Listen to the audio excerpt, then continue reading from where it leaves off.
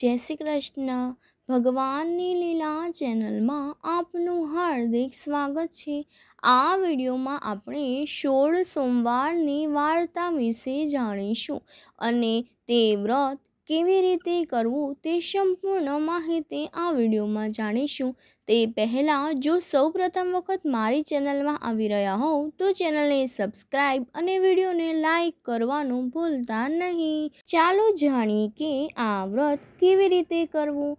તો આ વ્રત શ્રાવણ માસના પ્રથમ સોમવારથી શરૂ કરીને 16 સોમવાર સુધી કરવાનું હોય છે. દરેક સોમવારે મહાદેવજીના મંદિરે જઈને શિવ પાર્વતીની પૂજા કરીને એકટાણું કરવું. પૂજા કર્યા બાદ 16 સોમવારની વાર્તા સાંભળવી અને તે સાંભળતી વખતે હાથમાં ચોખા રાખી ઓમ નમઃ શિવાય, ઓમ નમઃ શિવાય એમ બોલવું. આ વ્રત દરેક નર નારી કરી શકે છે અને તે સર્વ ઈચ્છા પૂર્ણ કરનારું વ્રત છે. ચાલો 16 સોમવારની વાર્તા જાણીએ.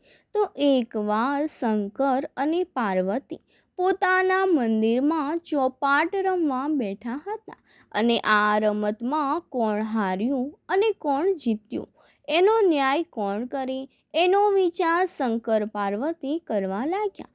એટલામાં આ મંદિરનો પૂજારી તપોધન બ્રાહ્મણ ત્યાં આવી ચડતા શંકર પાર્વતીએ તેમને ન્યાય કરવાનું કામ સોંપ્યું. એક બાજી પૂરી થતાં શંકર ભગવાન જીતી ગયા. તેમણે બ્રાહ્મણને પૂછ્યું, કોણ હાર્યું અને કોણ જીત્યું? પ્રભુ, આપ જીત્યા અને માતાજી હાર્યા. બ્રાહ્મણે કહ્યું, બીજી બાજી પાર્વતી જીતી ગયા.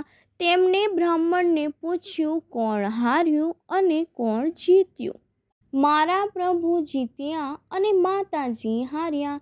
ત્રીજી વાર પણ માતાજી જીતી ગયા અને બ્રાહ્મણને પૂછતા તે ફરીવાર જૂઠું બોલ્યો, કારણ એને તો મહાદેવજીને રાજી કરવા હતા. આથી પાર્વતીજીને ક્રોધ ચડ્યો અને તેમણે બ્રાહ્મણને શ્રાપ આપ્યો, હે બ્રાહ્મણ, 3 બાજીમાંથી હું 2 બાજી જીતી હતી, છતાં તું જૂઠું બોલ્યો અને હું તને શ્રાપ આપું છું કે તારા આખા શરીરે કોઢ ફૂટી નીકળે. માં પાર્વતીના શ્રાપને લીધે બ્રાહ્મણને તરત જ આખા શરીરે કોઢ ફૂટી નીકળ્યો. બ્રાહ્મણે શ્રાપ મુક્ત કરવા માટે શંકર પાર્વતીને ખૂબ જ આજીજી કરી અને માફી પણ માંગી, પણ બધું વ્યર્થ. શંકર પાર્વતી અંતર્ધ્યાન થઈ ગયા. તપોધન બ્રાહ્મણ તો રોતો કકડતો ત્યાંથી ચાલી નીકળ્યો. રસ્તામાં તેને એક મહાત્મા મળ્યા. તેને બ્રાહ્મણને રડવાનું કારણ પૂછતા તેને સર્વ હકીકત જણાવી ને એમાંથી છૂટવાનો કોઈ ઉપાય બતાવવા કહ્યું. મહાત્માએ તેને શિવજીને ખરા દિલથી તપસ્યા કરવાનું કહ્યું. બ્રાહ્મણ મનોમન નિર્ણય લઈ લીધો કે હિમાલયમાં કૈલાસ પર શિવજીની તપસ્યા કરવા ચાલી નીકળ્યો. તે જતો હતો અને ત્યાં રસ્તામાં તેને એક બદામી રંગનો ઘોડો મળ્યો. ઘોડો ઘણો દુઃખી હતો. બ્રાહ્મણે તેની પાસે જઈને તેની પીઠ થાબડવા લાગ્યો. એટલે ઘોડો બોલ્યો, ભાઈ, તમે કેમ રડો છો અને રડતા રડતા ક્યાં જાઓ છો? તો બ્રાહ્મણે કહ્યું, મને માતા પાર્વતીએ શ્રાપ આપ્યો છે અને તેનું નિવારણ કરવા માટે હું જાઉં છું. ઘોડો બોલ્યો, ભાઈ, મારું પણ એક કામ કરતા આવજો. હું આટલો બધો રૂપાળો અને કદાવર છું, છતાં મારી ઉપર કોઈ સવારી કરતું નથી. તમે મારા પાપનું નિવારણ પૂછતા આવજો. સારું કહીને બ્રાહ્મણ આગળ ચાલ્યો. આગળ જતા બ્રાહ્મણને રસ્તામાં એક ગાય મળી. ગાયે બ્રાહ્મણને ઊભો રાખ્યો અને તેને રડવાનું કારણ પૂછ્યું. બ્રાહ્મણે ગાયને બધી વિગત જણાવી. એટલે ગાય બોલી, ભાઈ, હું પણ ઘણી દુઃખી છું. મારા આચર દૂધથી ફાટાફાટ થાય છે, પણ મને કોઈ દોહતું નથી કે મારા વાછરડા મને ધાવતા પણ નથી. તમે મારા પાપનું નિવારણ પૂછતા આવજો. સારું કહીને બ્રાહ્મણ આગળ ચાલ્યો. થોડેક આગળ જતાં બ્રાહ્મણે રસ્તામાં એક ઘટાદાર આંબો જોયો અને તે આંબા ઉપર કેરીના લૂમખા બાજેલા હતા. બ્રાહ્મણ થાક ખાવા માટે આંબાના ઝાડ નીચે બેઠો. તે આંબાની વાચા થઈ. તેણે બ્રાહ્મણને કહ્યું, ભાઈ, તારું દુઃખ હું જાણું છું, પણ મારું દુઃખ તું સાંભળતો જા. મારા ઝાડ ઉપર સરસ મજાની કેરીઓ આવે છે, પણ કોઈ મારા ફળને ચાખતું નથી, અને જો કોઈ ચાખે તો તે તરત જ મૃત્યુ પામે છે. માટે તમે મારા પાપનું નિવારણ પૂછી આવજો. સારું, આમ કહી તે થોડીક વાર ઝાડ નીચે થાક ખાઈને આગળ વધ્યો.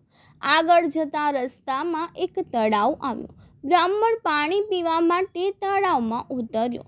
ત્યાં જ એક મગર આવી ચડ્યો અને તેણે બ્રાહ્મણને એ જ સવાલ પૂછ્યો. બ્રાહ્મણે પણ એ જ જવાબ આપ્યો. ત્યારે મગરે કહ્યું, ભાઈ, હું આ શીતળ પાણીમાં રહું છું, છતાં મારા આખા શરીરમાં બળતરા થયા કરે છે. તમે મારા પાપનું નિવારણ પૂછતા આવજો. સારું કહીને બ્રાહ્મણ આગળ વધ્યો. તે હિમાલયમાં કૈલાસ પર્વત ઉપર આવીને એક ઝાડની નીચે બેસીને તપ કરવા લાગ્યો. તેણે ખૂબ જ કઠિન તપ કર્યું. આથી મહાદેવજી પ્રસન્ન થયા અને તેમણે બ્રાહ્મણને દર્શન આપ્યા અને વરદાન માંગવા કહ્યું. બ્રાહ્મણે કહ્યું, હે મહાદેવજી, મને માતાજીના શ્રાપમાંથી ઉગારો અને મારો કોઢ મટાડી દો. હે ભૂદેવ, જો તું તારા સાચા હૃદયથી 16 સોમવારનું વ્રત કરે તો તારો કોઢ મટી જાય અને તું માતાજીના શ્રાપમાંથી પણ મુક્ત થઈ જશે. પ્રભુ, મારે આ વ્રત કેવી રીતે કરવું? મહાદેવજી બોલ્યા, હે ભૂદેવ, આ વ્રત શ્રાવણ માસના પ્રથમ સોમવારથી શરૂ થાય છે અને તે 16 સોમવાર સુધી કરવામાં આવે છે. શ્રાવણ માસમાં આગલા દિવસે એટલે કે દિવાસાના દિવસે સૂતરના પીળા રંગના 4 તાંતણા ભેગા કરીને તેની વચ્ચે થોડા થોડા અંતરે 4 ગાંઠ વાળવી અને તે દોરો ગળામાં પહેરીને રાખવું. દર સોમવારે સવારે વહેલા ઉઠીને નાહી ધોઈને મહાદેવજીના મંદિરે જઈને તેમની પૂજા કરે અને દર સોમવારે એક તાણું કરવું. શ્રાવણ, ભાદરવો, આસો અને કારતક માસનો છેલ્લો સોમવાર આવે તો તે 16મો સોમવાર થાય ત્યાં સુધી સોમવાર કરવા. 16મા સોમવારે 4.5 શેર ઘઉંના લોટમાં 1.25 શેર ઘી અને 1.25 શેર ગોળ નાખીને લાડુ બનાવવા. આ લાડવાના 4 ભાગ પાડો. એક ભાગના લાડુ મંદિરના પૂજારીને આપજો, બીજો ભાગ રમતા બાળકોને અને ત્રીજો ભાગ ગાયના ગોવાળને આપવો અને ચોથા ભાગનો લાડુ ભાગીને એક ભાગ વ્રત કરનારે લેવો. આમ કરતાં પણ જો લાડુ વધે તો વધેલો ભૂક્કો કરી કીડિયારું પૂરજો અને તેમ કરતાં પણ જો વધે તો જમીનમાં દાટી દેજો. આ રીતે વ્રતનું ઉજવણું કરવાનું. 16 સોમવારનું આ વ્રત જો શ્રદ્ધા રાખીને કરીશ તો તારી કાયા કંચન જેવી થઈ જશે. કોઢિયો બ્રાહ્મણ ભગવાનને પગે લાગ્યો અને પછી તેણે ઘોડાના પાપના નિવારણની વાત કરી. ત્યારે શંકર ભગવાનને કહ્યું, આ ઘોડો આગલા જન્મમાં વાણ્યો હતો. તે તોલ માપના ખોટા કાટલા રાખી લોકોને છેતરતો હતો અને લોકોને ઉછીના પૈસા આપીને વ્યાજ સાથે બમણા વસૂલ કરતો હતો. જો તું એની ઉપર ઘોડી સવારી કરે તો એની બધી જ તકલીફ દૂર થઈ જશે. પછી બ્રાહ્મણે ગાયના પાપની વાત કરી. ત્યારે શંકર ભગવાને કહ્યું, આ ગાય આગલા ભવમાં એક સ્ત્રી હતી અને તે સ્ત્રી ખૂબ જ ક્રોધી હતી. તે પોતાના ધાવતા બાળકને પણ છૂટા પાડતી હતી. આ પાપનું ફળ તે અત્યારે ભોગવી રહી છે અને તેના પાપના નિવારણ અર્થે તું તેના આચરમાંથી દૂધ કાઢી તે વડે મારો અભિષેક કરજે તો એનું બધું જ દુઃખ દૂર થઈ જશે. પછી બ્રાહ્મણે આંબાનું દુઃખ જણાવ્યું. ત્યારે શંકર ભગવાને કહ્યું, પૂર્વજન્મમાં તે ખૂબ જ લોભ્યો હતો અને તેની પાસે ઘણી ધન દોલત હોવા છતાં તે દાન પુણ્ય કરતો ન હતો. તેના પાપના નિવારણ માટે એ આંબાની નીચે ધનના ચરુઓ દાટેલા છે. એ કાઢીને તું એ ધન સત્કાર્યમાં વાપરજે, તો એનું બધું જ દુઃખ દૂર થઈ જશે. પછી બ્રાહ્મણે મગરનું દુઃખ જણાવ્યું. ત્યારે શંકર ભગવાને કહ્યું, ગયા જન્મમાં આ મગર મોટો પંડિત હતો, છતાં તે કોઈને શાસ્ત્ર વિદ્યા શીખવાડતો નહીં. આથી તે આ જન્મમાં મગર બનીને પીડા ભોગવી રહ્યો છે. જો તું મારા ઉપર ચડેલું બીલીપત્ર એની આંખે અડાવીશ તો તેની બધી બળતરા દૂર થઈ જશે. આમ બધાના દુઃખનું નિવારણ જાણી તપોધન બ્રાહ્મણ ભગવાનને પ્રણામ કરીને શિવલિંગ પર ચડેલું એક બીલીપત્ર લઈને ચાલી નીકળ્યો. સૌ પ્રથમ તો તે તળાવ પાસે આવ્યો. તળાવને કિનારે મગર બ્રાહ્મણની રાહ જોઈને બેઠો હતો. બ્રાહ્મણે મહાદેવજીનું ચડાવેલું બીલીપત્ર મગરની આંખે અડાવ્યું કે તરત જ મગરના શરીરની બળતરા ઓછી થઈ ગઈ. ત્યાંથી બ્રાહ્મણ આગળ વધ્યો. રસ્તામાં આવેલ આંબાના ઝાડ પાસે આવી તેને મહાદેવજીએ કહેલી વાત સંભળાવી. પછી તે કોદાળી લઈને આંબાના ઝાડ નીચેથી ચરુ ખોદી કાઢ્યા અને તે ધનને સત્કાર્યના માર્ગે વાપરવાનો સંકલ્પ કરીને આંબાના ઝાડ પરથી એક કેરી તોડીને ખાધી કે તેમને અમૃતનો ઓળકાર પણ આવ્યો. ત્યાંથી બ્રાહ્મણ આગળ વધ્યો.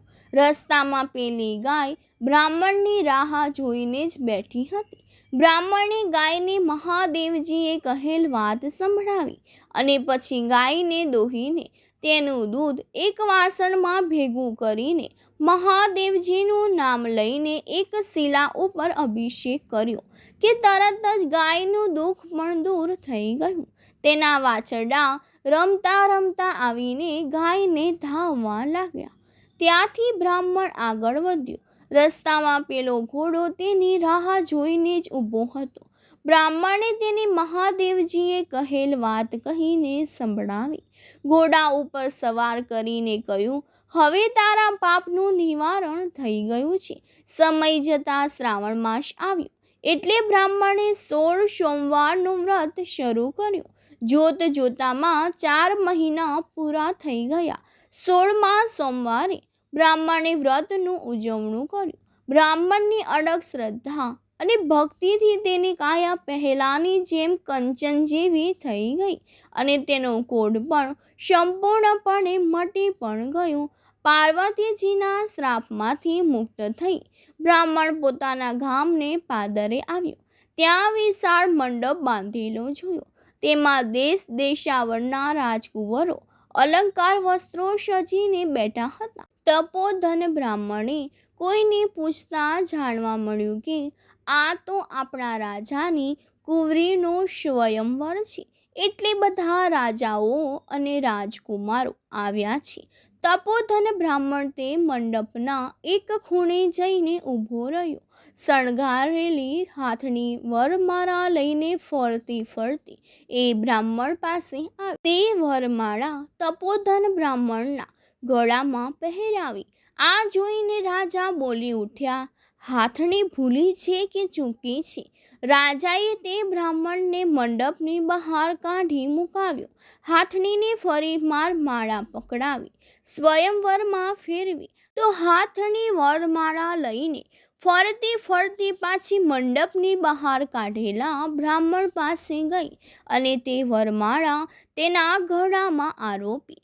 આખી રાજસભા બોલી ઉઠી, ભગવાને ધાર્યું હોય તે જ થાય. રાજાએ પોતાની કુંવરીના લગ્ન તે બ્રાહ્મણ સાથે કરાવી આપ્યા. તો રાજાએ પહેરામણીમાં સોનું, રૂપું, હીરા, માણિક, મોતીના દાગીના, રેશમી જરીના પોશાકો, હાથી અને ઘોડા આપ્યા. બ્રાહ્મણ રાજકુંવરીને પોતાની પત્ની બનાવી અને પોતાને ઘેર લઈને આવ્યો. બ્રાહ્મણની મા તો પોતાના દીકરા અને વહુને જોઈને રાજી રાજી થઈ ગઈ. તે બંનેની ઝાડના દાણા લઈને વધાવવા ગયા, પણ ત્યાં તો દાણા મોતીના થઈ ગયા.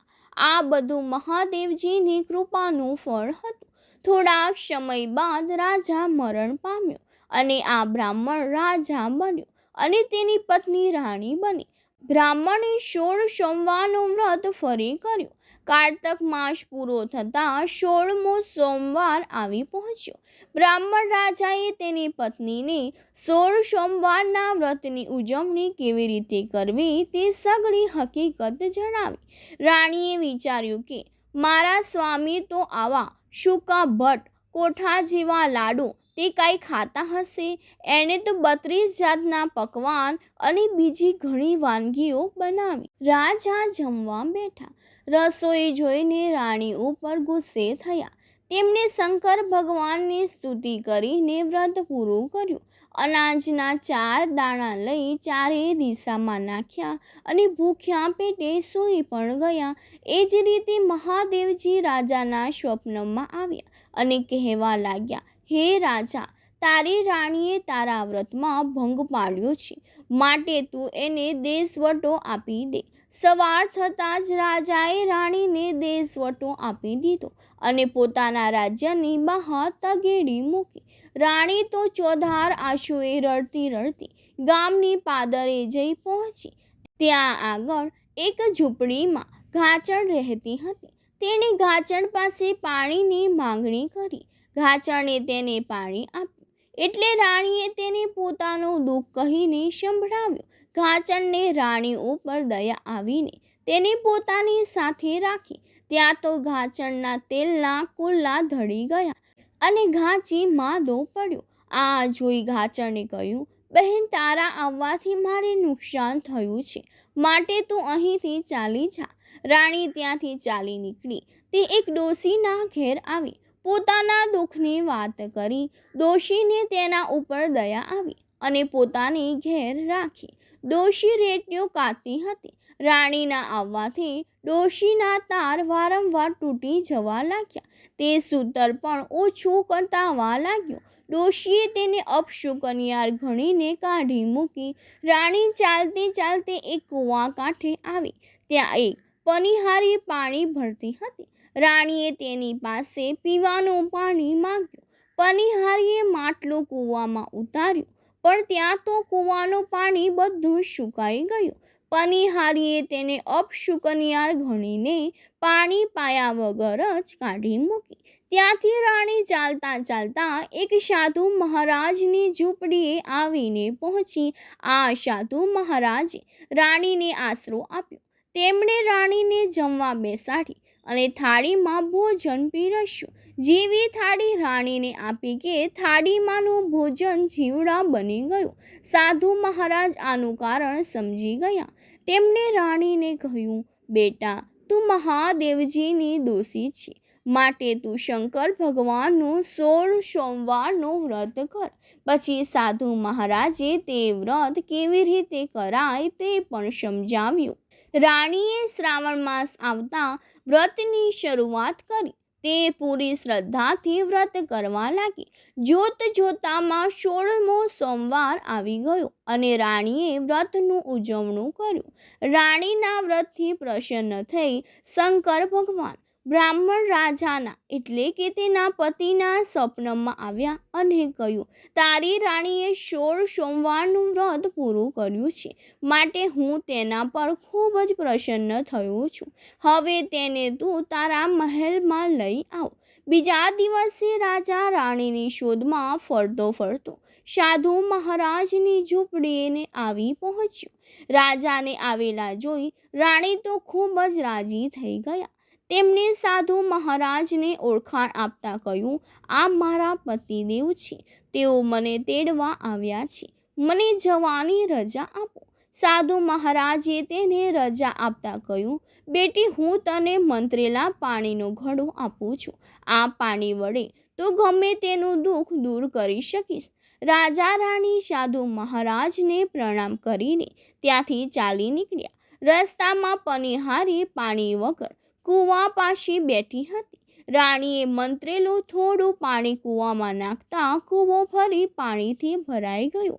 ત્યાંથી આગળ જતાં રાજા રાણી પેલી ડોશીના ઘેર આવ્યા. પછી મંત્રેલા જળના છાંટા રેટ્યા ઉપર નાખતા લાંબા લાંબા તાળ નીકળવા લાગ્યા. આથી ડોશી પણ રાજી રાજી થઈ ગયા. ત્યાંથી રાજા રાણી ઘાચરના ઘેર આવ્યા. રાણીના આવવાથી ઘાચરની ધાણીમાંથી બમણું તેલ નીકળવા લાગ્યું અને તેનો બીમાર ઘાચી પણ સાજો થઈ ગયો. ત્યાંથી રાજા રાણી પોતાના મહેલમાં પાછા ફર્યા. રાજાએ આખા નગરને રાજમહેલના મેદાનમાં જમવા માટે તેડાવ્યું. પછી રાણીને એક તાણું કરવા બોલાવ્યા. રાણીએ કહ્યું, મારે હજી મહાદેવજીને વાત કહેવાની છે. બધા જમીને ઉઠ્યા. વાત કોને કહેવી? વાત ભૂખ્યા માણસને જ કહેવાય. રાજાએ ગામમાં ઢંઢેરો પીટાવ્યો. એક ઘરમાં સાસુ બહુને ઝઘડો થતાં સાસુ ભૂખી હતી. રાજાએ તેમને તેડાવ્યા તો ડોશીમાં કહે, હું કાને બહેરી છું, આંખે આંધળી છું, પગે લૂલી છું, કેડે અપંગ છું, સી રીતે આવું? રાજાએ તેને માટે વેલ મોકલાવી મહેલે તેડાવ્યા. રાજાએ કહ્યું, ડોશીમાં, તમે સાંભળો તોય મહાદેવજી કહેજો, ના સાંભળો તોય મહાદેવજી કહેજો. રાણીએ આ વાત કહેવા માંડી. મહાદેવજીની વાર્તા પૂરી થઈ કે તરત જ આ ડોશીના બધા અંગો સરખા થઈ ગયા. તે કાને સાંભળતી, આંખે દેખાતી, પગે ચાલતી અને કેડે સીધી થઈ ગઈ. રાણીએ કહ્યું, માજી, આ બધોય તોય પ્રતાપ તો મહાદેવજીનો છે. ડોશી ચાલતા ચાલતા ઘેર પહોંચ્યા. ડોશીના દીકરાએ કહ્યું, માડી, તમને આવું રૂડું કોણે કર્યું? માએ કહ્યું, મને મહાદેવજીની વાત સાંભળી આવા ફળ મળ્યા, તો આ વ્રત કરે તો તેને કેવા ફળ મળતા હશે? પછી ડોશીએ તેના દીકરા અને વહુને આ વ્રત કરવાનું જણાવ્યું. સમય જતાં રાણીએ એક સુંદર રાજકુંવરને જન્મ આપ્યો. આ કુંવર યુવાન થતાં રાજા રાણીએ તેને ગાદી પર બેસાડ્યો. તે પણ માતા પિતાની માફક 16 સોમવારનું વ્રત કરવા લાગ્યો. હે મહાદેવજી, તમે જેવા રાજા રાણીને ફળ્યા તેવા આ વ્રત કરનાર સૌને ફળજો. જો આ વિડીયો પસંદ આવ્યો હોય તો વિડીયોને લાઈક કરજો, મારી ચેનલને સબસ્ક્રાઈબ કરજો અને બેલનું આઇકોનને પ્રેસ કરવાનું ભૂલતા નહીં, જેથી આવા વિડીયો તમે સૌથી પહેલાં જોઈ શકો. અને કોમેન્ટ બોક્સમાં હર હર મહાદેવ અથવા તો જય ભોલેનાથ લખવાનું ભૂલતા નહીં.